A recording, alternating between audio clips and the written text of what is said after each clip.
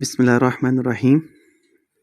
آج کا جو کانٹینٹ ہے وہ دعا ہے، اور بہت سارے لوگ سوال کرتے ہیں دعا کیسے مانگیں، دعا کا طریقہ کیا ہے مانگنے کا، دعا میں کیا مانگنا چاہیے، کون سی ایسی چیزیں ہیں جو دعا میں ہم مانگیں جس سے ہماری دعائیں جو ہیں وہ قبول ہو جائیں۔ تو آج کی ویڈیو میں آپ لوگوں کو بہت ساری چیزیں میں بتاؤں گا، دعا سے ریلیٹڈ ہے۔ پوری ویڈیو اینڈ تک ضرور سنیے گا، اس سے آپ کو بہت فائدہ ہوگا۔ بہت ساری نئی چیزیں آپ کو احادیث کے ذریعے سے آپ کو پتہ چلیں گی۔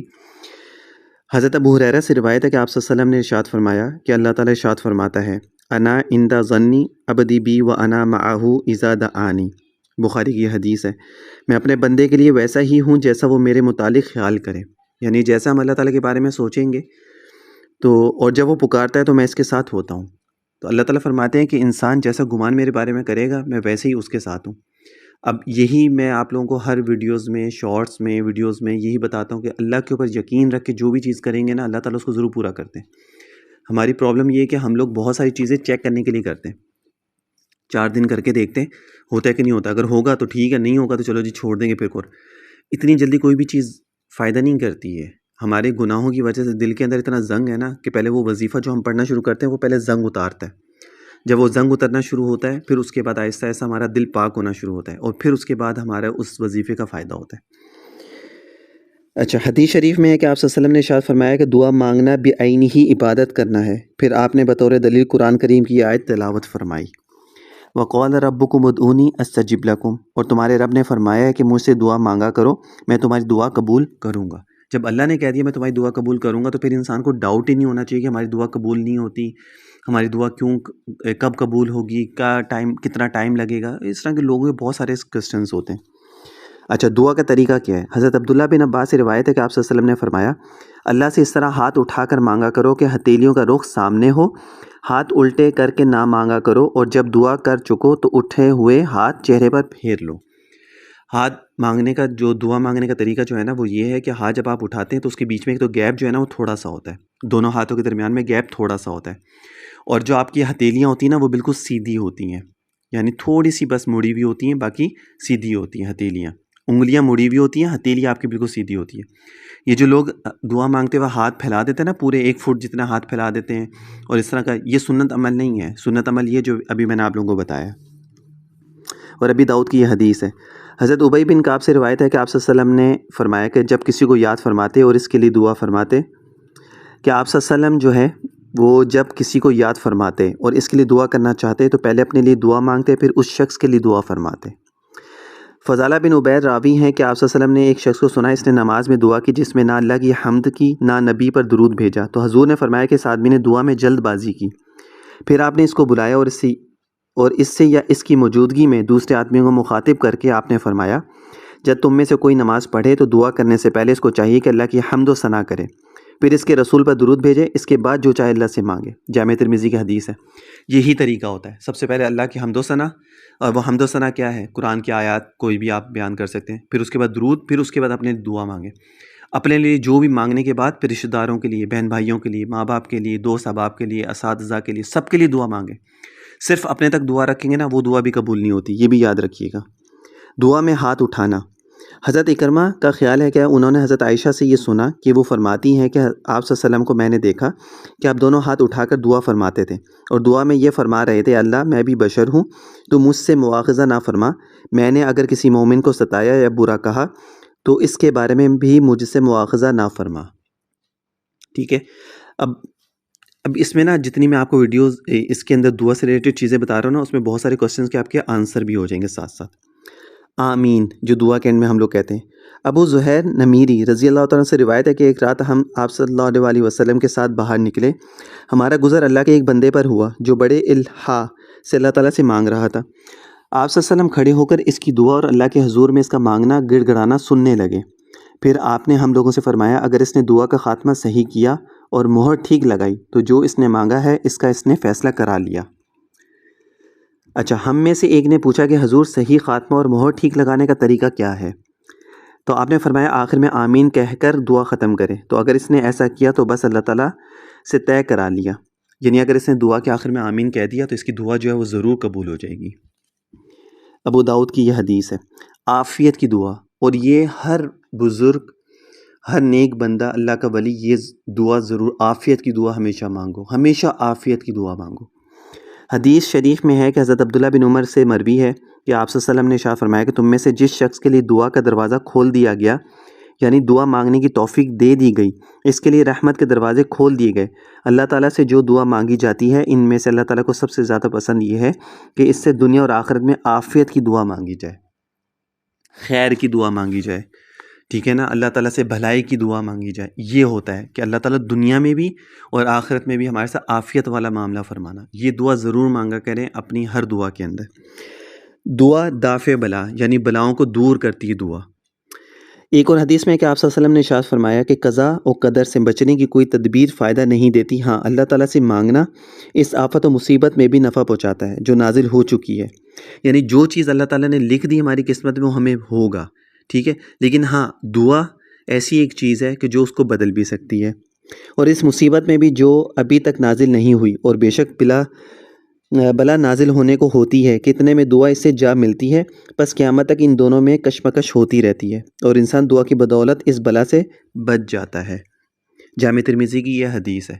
اب دو چیزیں ہوتی ہیں قسمت کی، ایک وہ ہوتی ہے جو بدل ہی نہیں سکتی، جیسے موت ہے، دعا مانگ لو کچھ بھی کر لو، موت کبھی جو ٹائم ہے وہ کبھی بدل نہیں سکتا، ٹھیک ہے، اور اس طرح کی اور بہت ساری چیزیں، کچھ چیزیں ایسی ہیں جو بدل سکتی ہیں۔ انسان کہتا ہے نا قسمت، میں اپنی قسمت بدل کے دکھاتا ہوں، وہ قسمت وہ بدلنا وہ نہیں ہوتا، اس میں وہ چیزیں ہوتی ہیں کہ جیسے رزق ہے، ٹھیک ہے، اس طرح کی اور دوسری چیزیں جو دعا سے اللہ تعالیٰ اس کو بڑھا بھی دیتے ہیں۔ جب انسان نیک عمل کرتا ہے تو رزق بڑھ جاتا ہے، انسان اگر گناہوں میں مبتلا ہوتا ہے رزق کم ہو جاتا ہے، ٹھیک ہے، تو یہ چیزیں جو قسمت کی ہیں تو بدل سکتی ہیں، لیکن موت ہوگی اور اس طرح کی جو دوسری چیزیں وہ کبھی بھی نہیں بدل سکتی۔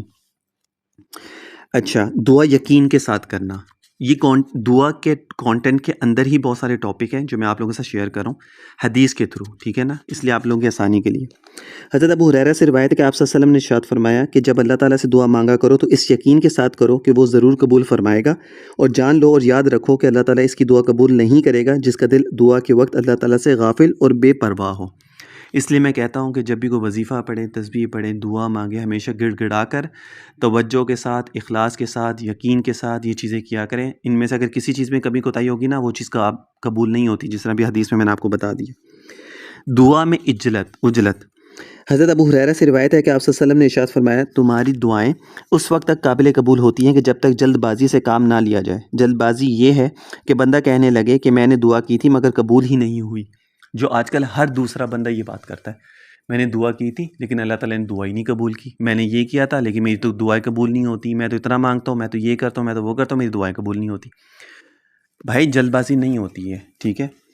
حدیث میں 3 ٹائپس آپ صلی اللہ علیہ وسلم نے بتائی ہیں کہ ایک تو دعا وہ ہے جو فوراً قبول ہو جاتی ہے، ایک دعا وہ ہے جو کچھ ٹائم لگتا ہے، ایک دعا وہ ہے کہ جو اللہ تعالیٰ نے اگر دنیا میں قبول نہیں کی تو آخرت میں وہ اس کا اللہ تعالیٰ بدلہ ضرور دے گا، دعا کبھی بھی آپ کی ضائع نہیں جائے گی۔ اچھا، حضرت ابو ہریرہ سے روایت ہے کہ آپ صلی اللہ علیہ وسلم نے فرمایا جب تم میں سے کوئی دعا کرے تو اس طرح نہ کہے اے اللہ تو اگر چاہے تو مجھے بخش دے، اور تو چاہے تو رحمت فرما، اور تو چاہے تو مجھے روزی دے۔ اگر اپنی طرف سے عزم اور قطعیت کے ساتھ اللہ کے حضور میں دعا مانگے اور یقین کرے کہ بے شک وہ کرے گا وہی جو وہ چاہے گا، کوئی ایسا نہیں جو زور ڈال کر اس سے کرا سکے۔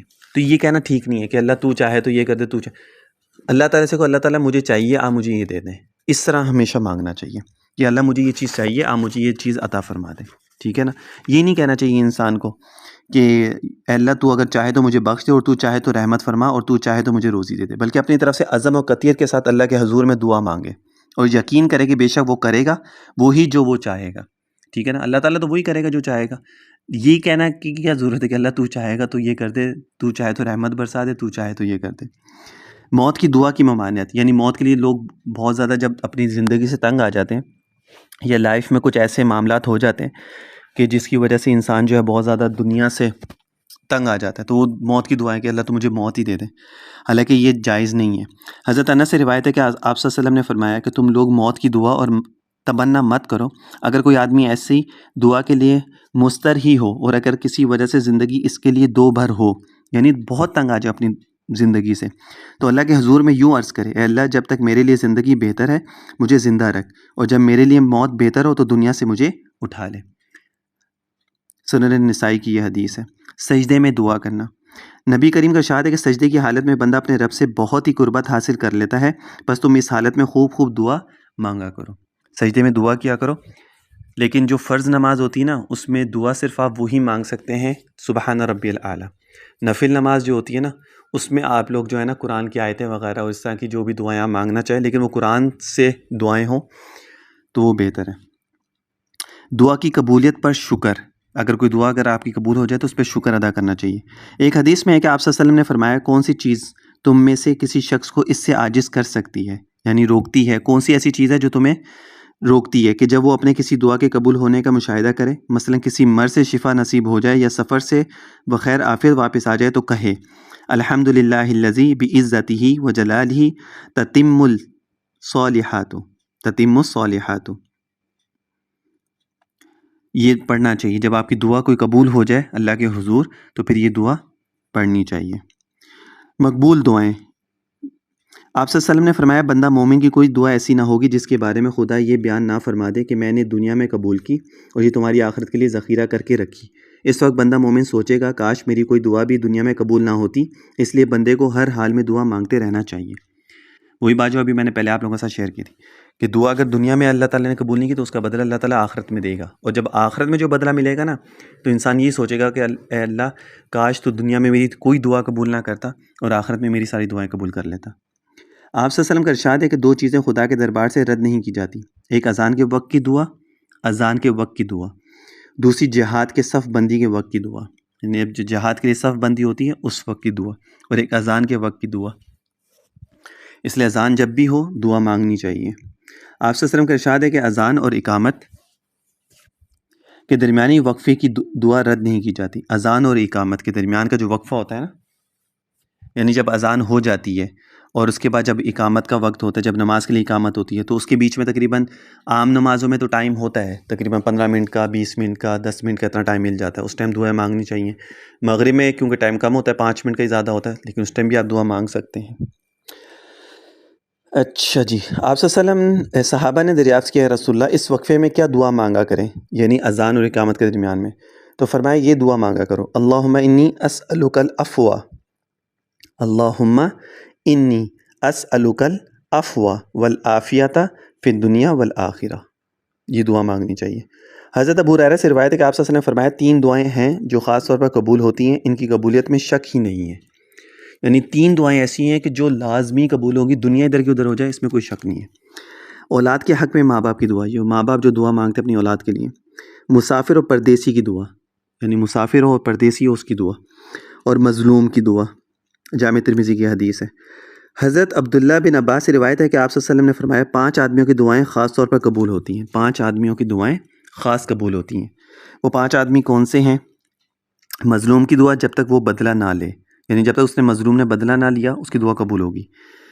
حج کرنے والے کی دعا جب تک وہ لوٹ کر اپنے گھر واپس نہ آئے. رائے خدا میں جہاد کرنے والے کی دعا جب تک وہ شہید ہو کے دنیا سے لاپتہ نہ ہو جائے. بیمار کی دعا جب تک وہ شفا یاب نہ ہو جائے. اور ایک بھائی کی دوسرے بھائی کے لیے غائبانہ دعا، یعنی بتائے بغیر اس کے لیے جو دعا کر رہا ہے تو وہ دعائیں جو ہیں یہ کبھی بھی رد نہیں ہوتی. یہ سب بیان فرمانے کے بعد آپ نے شاہ فرمایا اور ان دعاؤں میں سب سے جلدی قبول ہونے والی دعا کسی بھائی کے لیے غائبانہ دعا ہے. بھائی کی دعائے غائبانہ، اب اس کے اوپر میں بتا دیتا ہوں، اس میں بھی تفصیل بتا دیتا ہوں میں آپ کو. حضور فرماتے ہیں کہ مرد مسلمان کی وہ دعا جو اپنے بھائی کے لیے غائبانہ کرتا ہے ضرور قبول ہوتی ہے. اس پر ایک فرشتہ مقرر رہتا ہے. جب وہ اپنے بھائی کے لیے دعائے خیر کرتا ہے تو فرشتہ اس پر آمین کہتا ہے اور یہ کہتا ہے وَلَكَ مِثْلُ ذَلِكَ، وَلَكَ مِثْلُ ذَلِكَ. اچھا، اپنے چھوٹوں سے دعا کروانا. حضرت عمر بن خطاب سے روایت ہے کہ ایک دفعہ میں نے عمرہ کرنے کے لیے مکہ معظمہ جانے کی آپ صلی اللہ علیہ وسلم سے اجازت چاہی تو آپ نے مجھے اجازت عطا فرما دی اور ارشاد فرمایا بھیا ہمیں اپنی دعاؤں میں شامل کرنا. ٹھیک ہے، یعنی بھائی کہنے کا مقصد ہے کہ بھائی ہمیں اپنی دعاؤں میں شامل کرنا اور ہم کو بھول نہ جانا.